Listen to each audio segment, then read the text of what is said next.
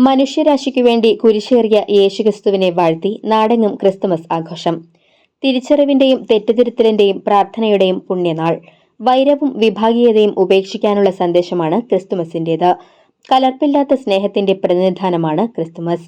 സമാധാന പ്രഭുവായ ക്രിസ്തുവിന്റെ ജനനം ഇന്നത്തെ സാമൂഹിക രാഷ്ട്രീയ പശ്ചാത്തലത്തിൽ കൂടുതൽ പ്രസക്തമാണ്. സ്നേഹത്തിന്റെയും സമാധാനത്തിന്റെയും നീതിയുടെയും പ്രഖ്യാപനമാണ് ക്രിസ്തുമസ്.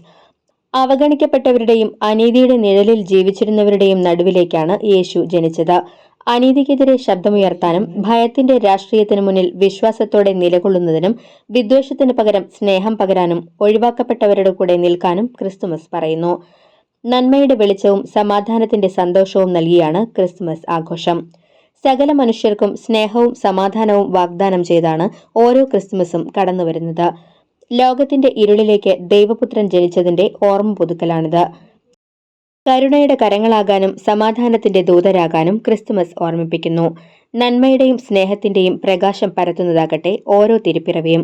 News desk prime.